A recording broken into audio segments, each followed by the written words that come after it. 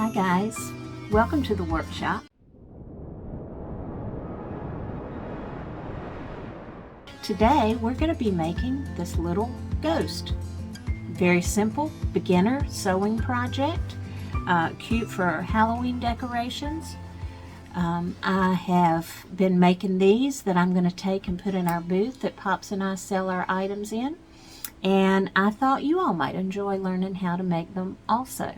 Very simple, won't take much time at all, and I think you'll enjoy it. So let's get started.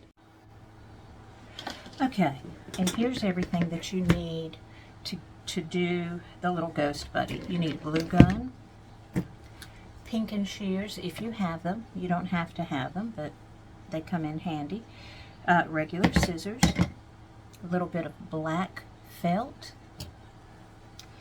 a scrap or some scraps of white material or whatever color you want to make your ghost,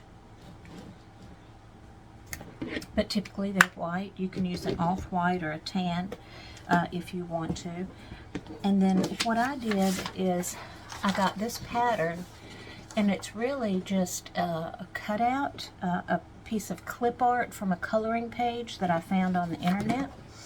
It's a free download, and it was actually smaller than this, but what I did is when I printed it out, I enlarged it to get it to the size that I wanted it to be, and it's just about the size of a regular piece of computer printing paper. So I wanted all of my ghosts to be the same, so I did download this and get this template to use when I cut my ghosts out. Now, when I'm doing anything for the shop where we sell things, I like to do them in batches. In other words, I'll go through and do just one step of several at a time, and then, you know, complete them all like that, as opposed to doing one and finish it and starting another one and finishing it. So that's kind of how we're going to work on these today. So what you need to do, get your white fabric, or this is how I do it. You can set it up however you want to. This is just what works out best for me. Get your white fabric and keep it folded. I don't even iron it. This is just something that I had in my fabric stash. I don't even know where I got it, so I can't even give you a heads up on that. But lay your fabric out, keep it folded so that you're cutting two at a time. Lay your ghost down, and then all I do is I go through and trace him round. It's not an exact, it's just about like that. Then I move my fabric down and do another one right up here. Same thing, just lightly trace them around. And I don't worry too much about the pencil marks on here because I'm going to be cutting them out. If you wanted to use, you know, a fabric safe marker or something, you could do that, but I'm just not that precise. And in order to fit more on the page, I'm gonna flip it over just so I can kind of get this one right in here tight with this one, and then I'm gonna just trace a couple more on here.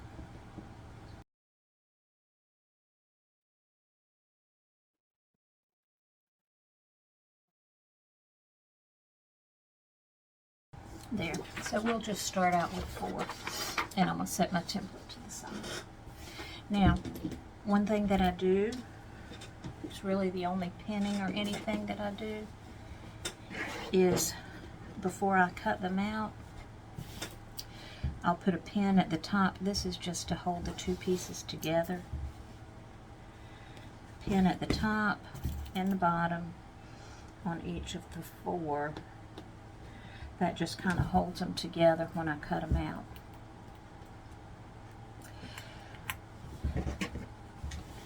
Now, what I'm going to do, since this is a long piece of fabric, I'm just going to take this and cut these 4 just so it's a little more manageable.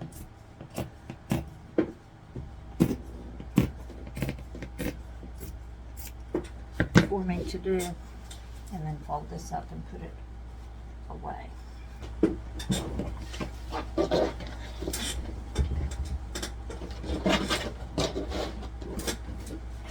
And again, I'm just going to separate them out into 4 individual ones.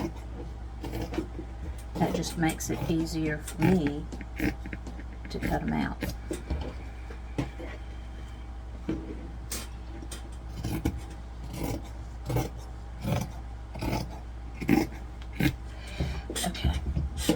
Now, like I said, pinking shears is not something that you have to have, but I think it adds a really cute effect to the ghosts. So I'm going to cut these out with my pinking shears just to get that edge around them. And I'm going right over that line that where I traced it. So like I said, that's not going to show. So it really doesn't, I kind of got it close. It doesn't really matter if you have the pencil marks on here, because that's your guide and you're going to cut that out. And now, I don't know about y'all, but pinking shears to me are the most aggravating thing in the world, because you get used to your regular fabric scissors or even craft scissors or whatever, and these little boogers just don't like to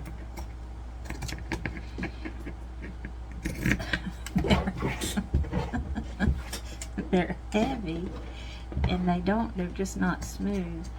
I remember growing up, my mom sewed she made all my clothes growing up, and then she sewed for other people, made clothes and whatnot for other people, and so she had a pair of pinking shears, and hers were so smooth and worked so well, and so when I got my pair, I was so excited about them and thought, well, they're going to work out really good. Oh, I'd rather hurt a room full of cats, I think, than use my pinking shears. But that may just be me. Okay, so now you've got your ghost cut out. That's all there is to it. You've got him cut out. So now what you're going to do is go over to your sewing machine, and I usually start about right in here in the middle here and sew around, and I leave, I don't know, maybe 1/4 of an inch on the side here open. Stitch all the way around that way, and then back down to the bottom, just as long as you leave a little bit open down here at the bottom. Don't forget to back stitch at the beginning and at the end. And one thing, I use black thread on my ghost because I just think it looks cute. You can use white if you want to, if you want a more consistent look. I just choose to use black. Okay, so now I've got them all 4 stitched. I took the top pin out as I was sewing them. We're going to take these bottom pins out. And see, I just think that black thread makes it so cute. There again, that's your own choice, but I just think it really kind of adds to it. Go around and clip all these strings, because if you've seen any of my other videos, you know that these strings drive me absolutely insane, and I can't leave them to the end, so we'll do that.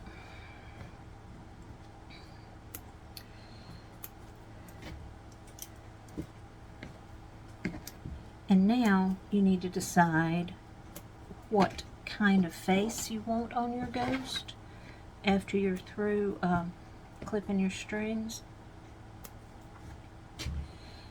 This is actually why my workshop stays such a mess, because if you notice this, I'm just tossing them to the side, and I should be putting them in a pile and throwing them away. But I don't do that. That's why my workshop is horrible. Anyway, doesn't matter. Now, what I did on this ghost is I just made him 2 eyes and a mouth. I cut his mouth out with the pinking shears because I thought that just added a little more to him. You can, these are just 2 simple circles, or ovals, I guess, actually, that I came up with, and I just drew them because I felt pretty confident about being able to draw those. The circles, and all you're going to do is get your black felt. You can get these, I know they used to be really cheap at like Walmart or Joann's. This is just crafting felt.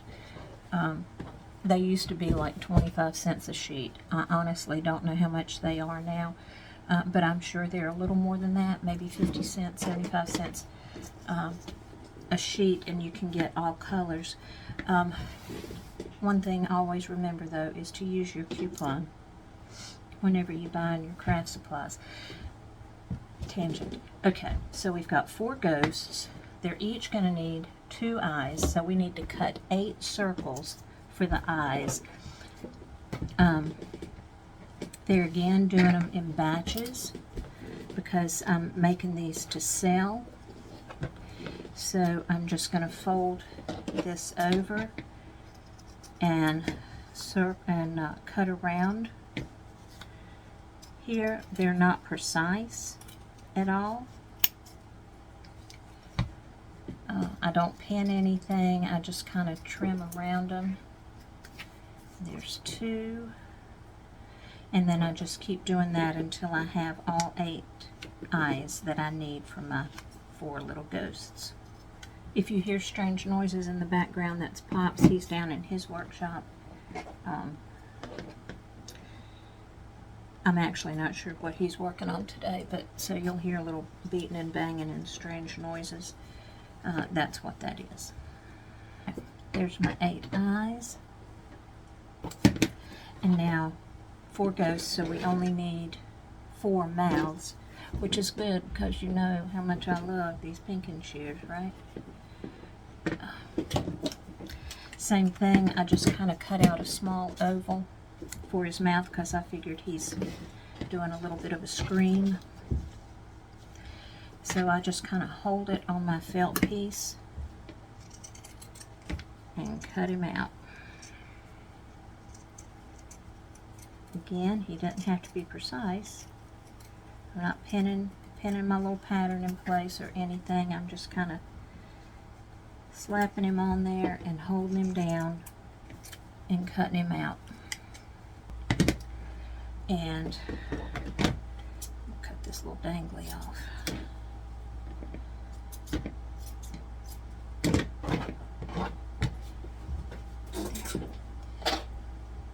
And I'll put my felt over to the side. Now,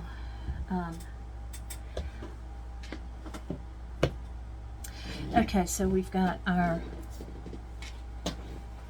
with our 4, we'll only work on 1 right here together. We've got our 2 eyes. And then now, see, they are a little pointy, so I am going to kind of go in and maybe clip those little points off a little bit, just to kind of round them out a little bit more. Let's move everything out of the way. Kind of round them out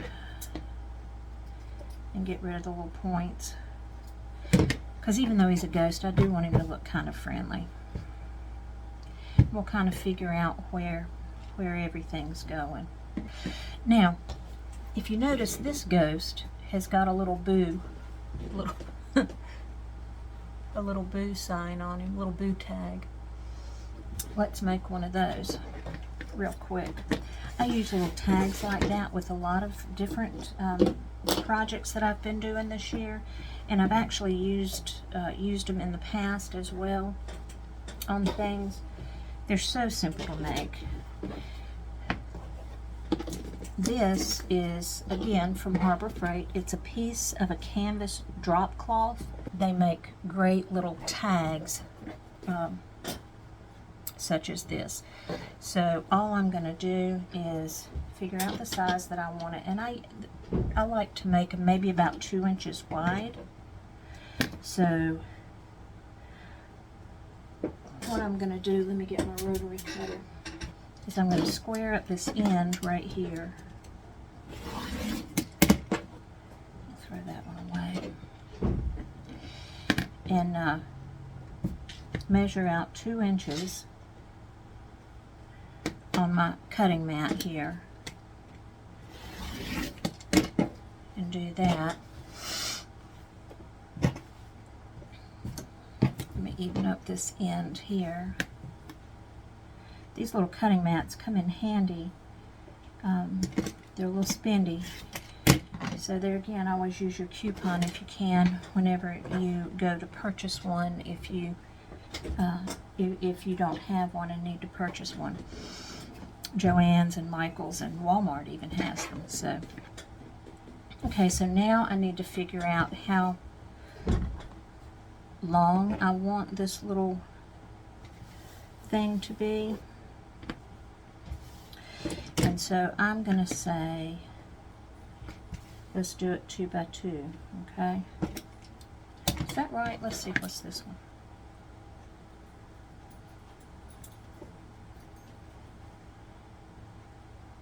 It's actually 1 by 2, so let's do it. Okay.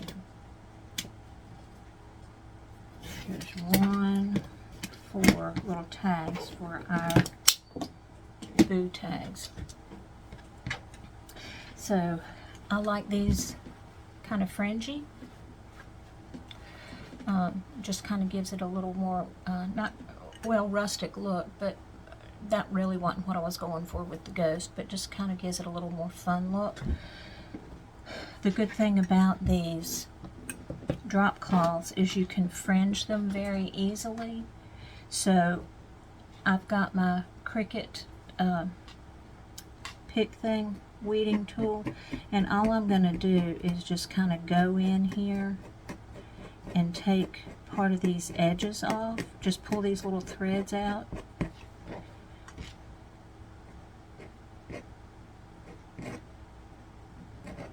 Just a few on the ends.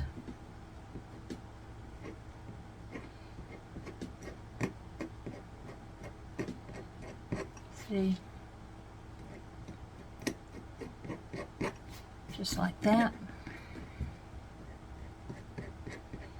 And on the top, there's going to always be one side that's a little, doesn't come out as easy. But that's okay, it still comes out.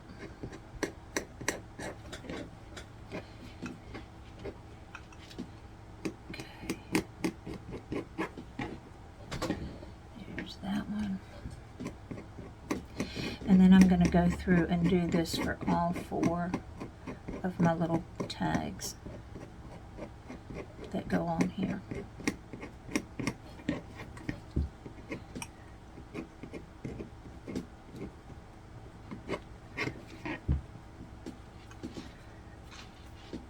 But that's all it is to make that little tag. Okay. Okay, now I've got them all done. Here's your little pile of threads left over here. And now what I'm going to do is I've got, where'd I put it? Some of these Sharpie, it's probably going to show up backwards, sorry. Little Sharpie paint pens. I've got several different colors. This one actually came from Walmart. I do know that Joann's, I believe it is, has some that I like a lot. This is one that I picked up that I hadn't even opened yet. This is their brand. You can get them at any craft store, and they come in handy. One thing about them though, if you're going to write on something thin like this, try to have something underneath, because if you don't, it'll bleed through onto your cutting mat like it did right here. But all I'm going to do is just write boo on all of these. And I intentionally put an extra O at the end. This is something you could certainly do with your Cricut if you have one. You could write it in any color. There again, this is your little ghost that you're making, so you can do whatever you want to do with it.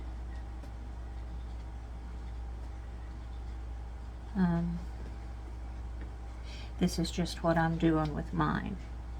This is permanent ink, a permanent paint pen, so be careful, you know, working with it.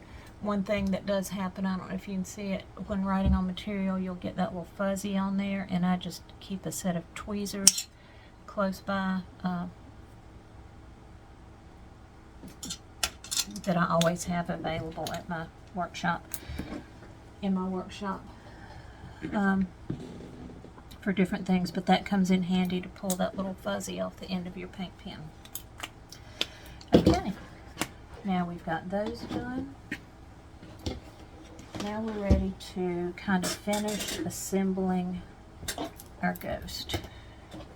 Put this up, and see, to make these, you know, this is how much I've got left out of that little scrap of a big drop cloth that I had. So just kind of fold this up, put it back over here, and I'll have it for my next project. Okay, so now let's stuff our ghost first. I always have a hard time deciding, am I going to stuff it first or am I going to put his face on first? Either way, it doesn't matter, whatever's going to work out best for you. But I think I'm going to stuff mine first. That'll give me a better idea of where I'm going to put his eyes and everything. These are not stuffed tight, okay? He's just real squishy, real lightly stuffed. So you can stuff it tight if you want to, but I just like them to be very light. I don't know the word to use to describe that, but I've got a big bag of stuffing in the other room up here, so if ever I'm doing projects like this, I just like to grab a little bit of it and put it in a smaller bag to have. It's just a little bit easier for me. So all I'm going to do is take a little handful of that. If you can see, that's not a lot. And we're going to start stuffing him up through the bottom. That's one reason too that you need to make sure that you backstitch at the beginning and the end down here, because you are going to put a little bit of stress on it when you're stuffing. That just kind of keeps it from coming apart, but you know, if that's a step that you forget when you sew up the bottom, you can most certainly get it.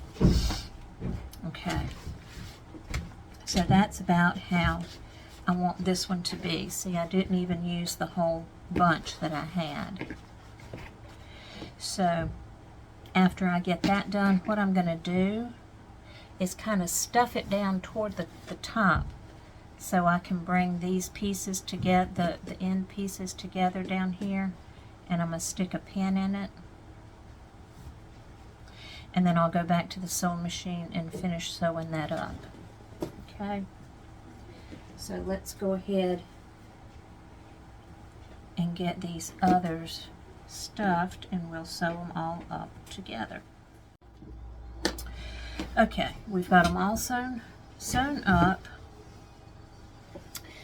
Just a quick side note, the reason I put this pin so far up and kind of push the stuffing up is so I can get this under my needle in my sewing machine comfortably to sew it up, and the stuffing won't get in the way. So let's take the needle out, or pin rather, cut these strings off. There are so many different little things like this that you can do, that you can make. And I know some of you are artists and can draw really well. I draw just enough to say that I can draw a little. But if I'm just not sure how I want something to look, or, you know, just not comfortable drawing even a simple thing, the internet is always a good place to look. What I did when I found this pattern is I just Googled a simple ghost outline, and one came up, or several came up actually. I found the one that I could download for free and use. Like I said, it was actually from a coloring page, and so I downloaded that and printed it, and that's where I got my outline from. Okay, let's make sure I've got all those pins out. And now, since we put all the stuffing up toward the end, you kind of, whoops, oh, you know, I hate these strings. Okay, so we got that done. So all I do to kind of straighten him out is just kind of work him around a little bit and get all the stuffing evened out down at the bottom.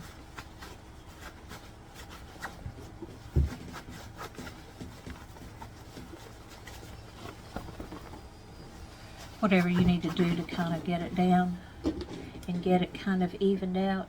These are not meant to be prized stuffed toys or projects or anything. These are just cute little decorations that we've put together. Real simple. So perfection doesn't need to be priority. Of course, you don't want it to look like it's just been slapped together, but it doesn't have to be perfect. You know, there's things about it that aren't perfect, and that's okay. And see, even the cute little pink and sheer edges, they're not 100% lined up. But I think that's what gives him a little bit of his personality. These are just quick little, what I like to call pick-me-ups, to have in your booth, or to sit around your house for decoration. I don't know who sells products and who doesn't, but they're just cute. This would actually also be a good project to do with your children or your grandchildren, always with adult supervision though. But that is that. Okay, so now let's pick one that we're going to start with. We've got our glue gun heated up. So let's figure out where we're going to put our eyes and our mouth. And if you like that placement, just I put a little bit of glue on the back.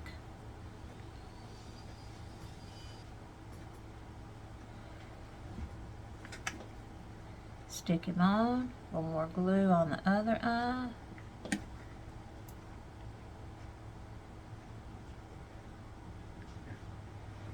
Stick him on. Same thing with his mouth.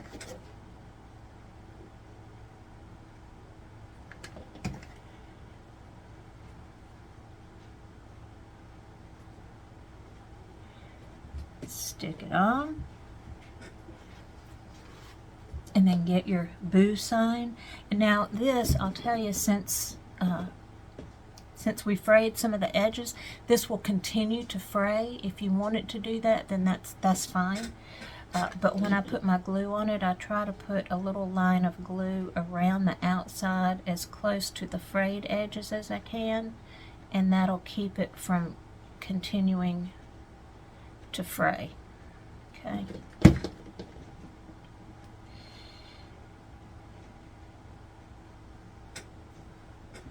Put him right there. And that is our first ghost. Okay, so we finished our little ghosts. We've got 4 little ghosts, or I made 4 little ghosts. right here that are just absolutely adorable, I think. They're super soft. They're just cute little pick-me-ups to have around the house or in in your booth, whether it's at a craft fair or in a booth that you sell items in, like Pops and I do.